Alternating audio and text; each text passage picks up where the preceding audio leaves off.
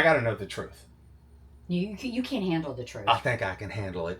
What is the truth about RV living, especially full-time RV living? We're going to have to talk about that. Yeah, we need to discuss that because there are some myths, some lies, and misconceptions about RV living, especially full-time RV living. What's the deal with Harvest Host and cost? Harvest Host, we need to dive into that a little bit because is it worth it or is it not? Oh, what about home base? Is it worth it to have a home base? Should you have a home base? Should you? I think for us, we should. What do you do about medical situations? If you run into a situation like Elizabeth, like Fred would say, Elizabeth, I'm coming for you, honey, and you're out in the middle of nowhere, what do? Time to turn him in for a new model. Right? Why would you do something like that? What about neighbors? Are neighbors crazy? Are they out of control? Sometimes they can be. Is RV life full of adventure and excitement every day? We're going somewhere. We're having a good time. We're having fun. Okay. Maybe not every day. And we'll save the granddaddy for last. The big one you guys are interested in. What about swingers? They're swingers. You're being a little paranoid. It's a bunch of swingers. We are not. I don't know if I want to talk about that. Is it real? Is it true? And are they coming to get you? They came to get me. We have a crazy swinger story for you. I didn't think it was a big deal. She did. Yeah, because it happened to me. We are Chris and Katrina, and this is our everyday getaway. If you guys are new to the channel, we have been full-time living for 3 years now. Prior to that, we were part-timers. And we're going to break down some of the truths and misconceptions about full-time RV living. And the first thing we want to start out with, because this is the most important thing regardless, is the cost. Is it expensive? Well, you first have to find out, can you even do it? Can you afford this lifestyle? But is it expensive? I would say yes. And honestly, it's only getting worse. And it's expensive, whether it's the campgrounds, whether it's the service, whether it's the everyday wear and tear on your rig. It is expensive. Now, look, there are different ways that you can save some money. Maybe you'd like to boondock. Maybe you would like to work out a membership, whatever kind of membership, campground membership you have. But the overall cost, it's getting extremely difficult. If you love your full hookups, it's getting extremely difficult to find a campground for under $50 a night. Would you agree?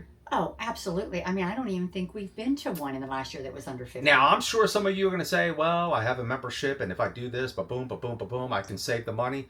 There's usually a price that comes with that, and that is, it's a membership, and you're staying at a no-frills, low-level campground. Let's just say not all the most desirable places that you may want to stay at. So it can be done, but the overall cost, which is the most important thing to start out with, it's expensive. And you're not going to, a lot of people think, I'll sell my house, I'll go into a rig, and boom, I will save a ton of money. No, doesn't happen. And you may have to learn to do some of those costs yourself on your rig, because those techs can be very expensive. It's not like going home and going to your local mechanic and having the work done. You're going to have to rely on people that you don't know all over the country, and prices can get pretty expensive. Second most important thing is the medical, the care that you may require. So if you guys are familiar with your doctors, you're comfortable with your doctors and your hospitals and everything, think about it. You get on the road, you're 2,000 miles away. We experienced that. We were 2,000 miles away from home base out in the middle of Colorado. I had some issues at night, in the middle of the night. Katrina had to rush me to the hospital. To the local hospital there in town. Hospital couldn't handle it. Had to put me on a jet, fly me 6 hours away to get the medical treatment I needed for my gallbladder. I'll put a link to that video above. It was a scary situation because how do we deal with it? And I offered to drive them, they wouldn't let me. I don't know what the problem was. Yeah, no, it was a medical emergency. That's what the problem was. This is the reality of being on the road. Ask yourself, can you handle that? Can you deal with that? Do you have the insurance to take care of all of that? Buy the insurance that will handle the medical flights. They're available. That is a really big issue. We started out with two big issues, the cost and the medicals, because those are the most important things. Oh, absolutely.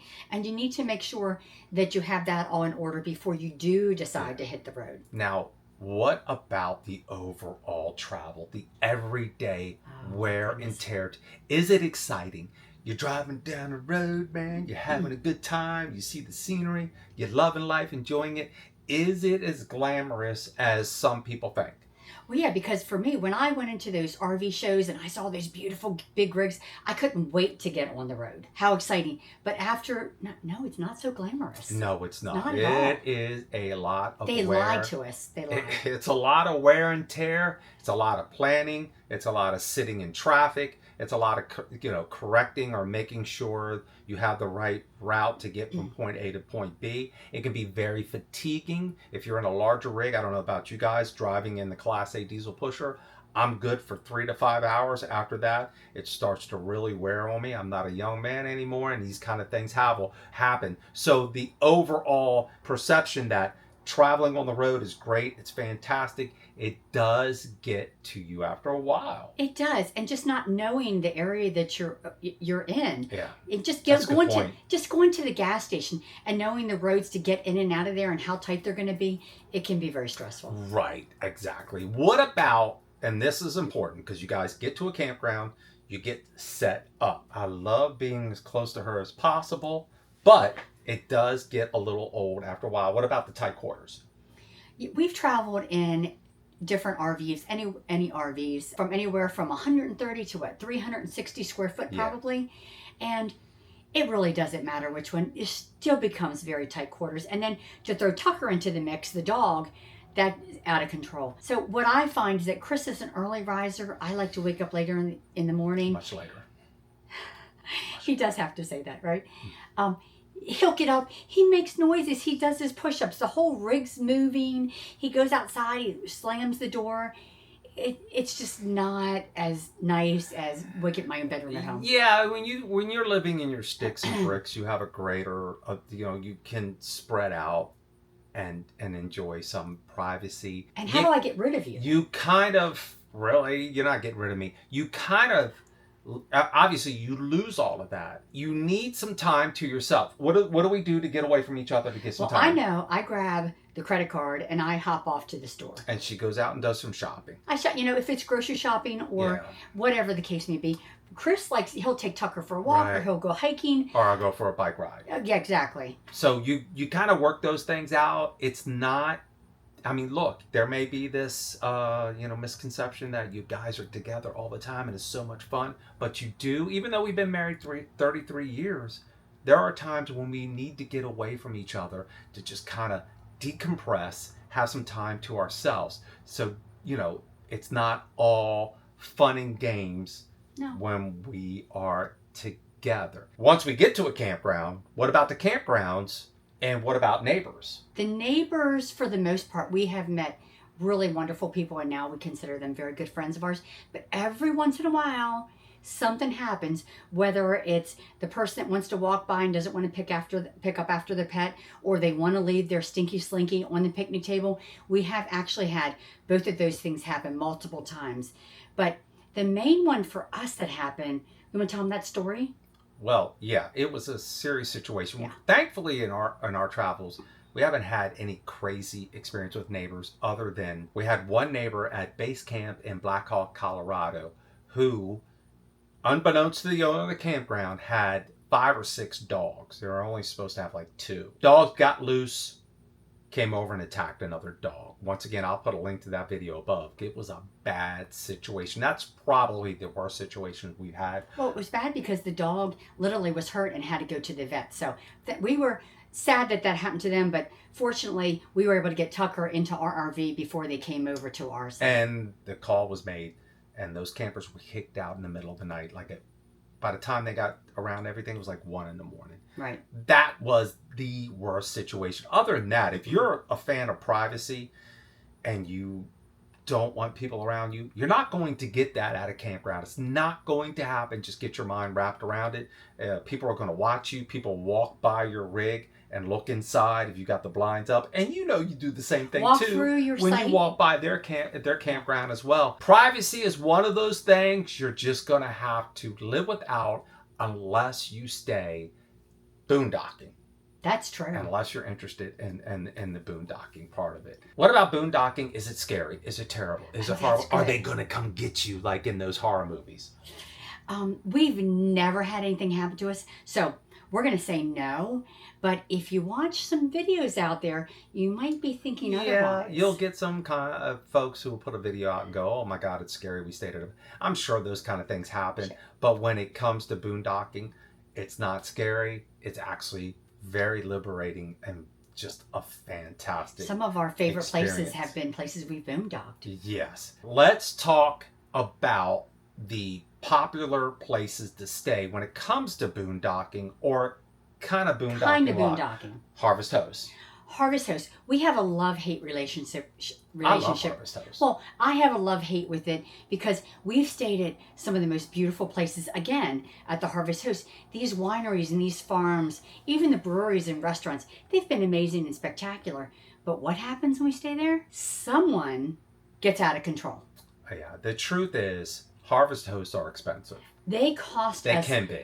3 times sometimes as much as it would cost for us to go somewhere inexpensive-ish to stay. We've spent $200 to maybe $300 a night at some of those. When you factor in the alcohol and then the food and sometimes even the entertainment. To be fair, we have stayed at some Harvest Hosts where we spent nothing.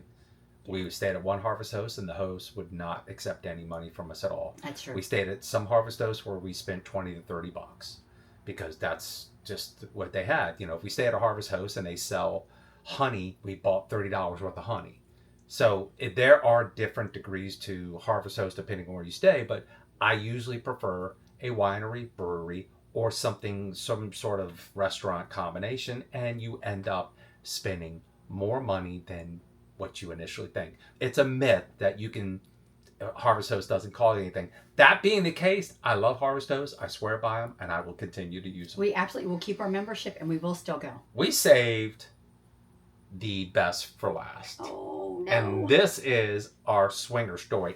I don't think it's a swinger story, but Katrina's convinced of it. It absolutely is a swinger story. So here's what happened. Oh, I can't wait till he tells the story. We'll both tell our story. Okay. Back in 2019, when we were part-timers, we traveled out west. We were in the Wookiee wagon. We stayed at, which is a place which is one of my favorite.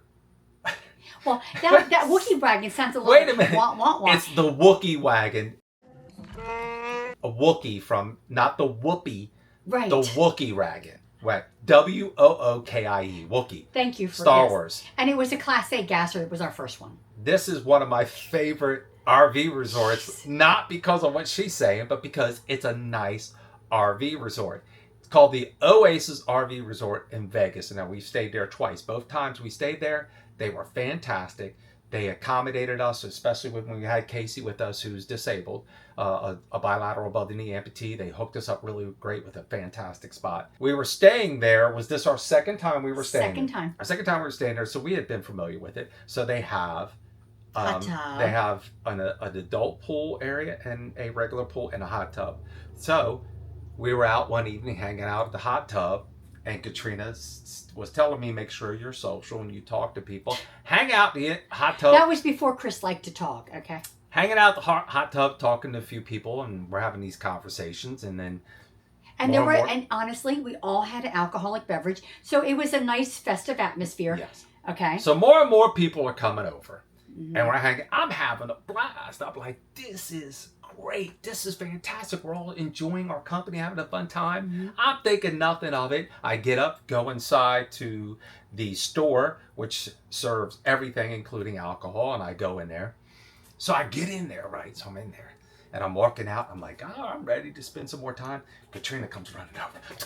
I like how Katrina runs. We got to get out of here. We got to get away. Got to get out of here. And I'm like, what's going on? What's the problem? I don't understand. Oh, they're swingers. They're swingers. They're swingers. I'm like, What are you talking about? Are you crazy? What's the matter with you? We're just having... No. They're swingers. You want to tell them why you thought they were swingers? Well, I'm at the pool. Of course, he leaves me at the pool. I'm sitting there. I went inside the store to buy something. Okay, but he still left me, you guys. He left me. So I'm sitting there. We're all kind of sitting around the hot tub. A couple of people were in. Like, I just had my, bottom of my legs in, blah, blah, blah. And the one gentleman just kept on staring at me. And you know how when somebody's looking at you and you just get this weird feeling, like it's an uncomfortable kind of feeling? And I had my bikini on, but I had like a tank top on over top of it. And he was insisting that I take off my tank top. And I'm like, no, I'm good. I'm fine. We don't need to do that. And then he kept on staring at me. His wife is sitting in there, a chair beside him, and he kept on going, honey, doesn't she look like so-and-so? Doesn't she look like so-and-so? And the wife is pretty much, yeah, whatever, blah, blah, blah. And he just wouldn't stop. And I'm like, okay, this is making me feel very uncomfortable. So then they all start talking about just staying there later. And they started asking personal questions between each other. And I'm like, you know what? I'm feeling very uncomfortable. So I guess you got a bad vibe. Well, and here comes the conversation again. Why don't you take off your tank top? I'm like, no, I'm not taking off my tank top. So I said, excuse me, well, I have to go to the bathroom. And that was it for me. I found Chris. Thank goodness he wasn't back yet. And I pretty much banned him from the hot tub. Hi, honey. Hey, do you know what you're doing over there? I do. You sure about that? I know I'm not going to the pool. I want to go to the pool. We're not going to the pool. I want to go hang at the pool tonight. Why do you want to go to the pool? There were some nice people there. They're swingers. You're being a little paranoid. It's a bunch of swingers. We are not. That's so hilarious. A bunch of nice people were hanging out with them last night, having a few cocktails, Chris, having a good time. They were trying to pick us up. Nobody was. Yes, they were. I don't think so. Yeah, they were a little bit too forward. Yes. In what way? I'm telling you, it's a vibe. No. You get that vibe. You can tell they're swingers. I bet you if we go by their RVs, there's pink flamingos out front. What do pink flamingos have to do with anything? They got nothing to do with nothing. We all What do you know about that pink stands flamingos? for swingers. Come on. Really? Yeah. How would you know that? Somebody told me that. Who's somebody? I think it was you. No, me? How would I know that? I don't know anything about pink flamingos. I have no idea what pink flamingos mean. I couldn't tell you one way or the other. Well, So we're going to hang out at the pool. No, we're not It was going to kind the of nice pool. last night. We're Hanging out not. at the pool with some people chatting. No, they were trying to get a having few little bit cocktails, too comfortable. Just chilling out. No, it's not happening. You're paranoid. No, You're paranoid. no. It's a little paranoid. We'll just hang out here at our little RV. It's cute. It's not- You, me, and the it's RV. That's not very exciting. No, Better, let's go hang out at the pool. Come on. better Go than get your hanging bathing out suit with a on. bunch of. Go get your bathing suit on. No. Grab a couple towels and bring your pink flamingo and let's go hang out at the pool. Yeah, she pretty much forbid me from going back. I could go back during the day and I had to go back with her. But I didn't get that vibe. I wasn't paranoid. I think Paranoid. I think we heard the stories about swingers prior to that, and she had it in her mind that they're real. We can't tell you for sure if they're real. We don't know. We're not going to make up a story. This is true. I'll show you the video from at the campground. We were at the campground. I don't buy into it. In our 3 years of RVing, we've never had a situation. And in all the people that we've met and become friends with, unless they're keeping it a secret, none of them have ever had an experience with swingers. So I think a lot of this is like myth, like the Mothman, if you guys are familiar with the Mothman, or Bigfoot. I think it's a bit of a myth, and I just don't think it's true. But once again, that is our experience. I believe it. I experienced it. I believe it. If I'd stayed there a few more minutes, I'm telling you, it would have got a little weird.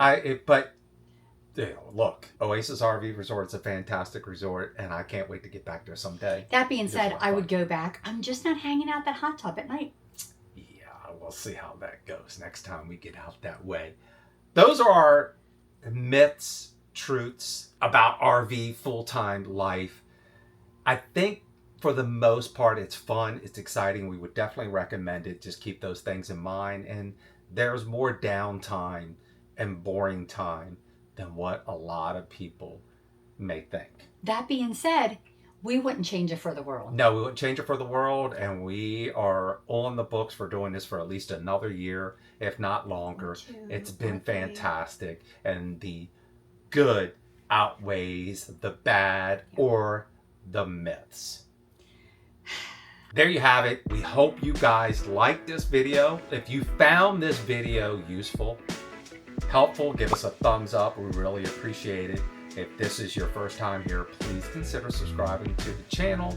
Katrina and I like to do a hodgepodge of everything from everyday travels to tips to tricks to myths about swingers and all that other good stuff. And we just enjoy this lifestyle and having a good time, and we enjoy hanging out with you guys, and we thank you all for joining us for this video. We do. We very much appreciate it. Thank you, guys. Yeah, and as we like to say, any day you can get away.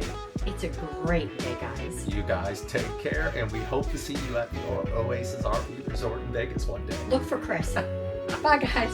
Take care, guys.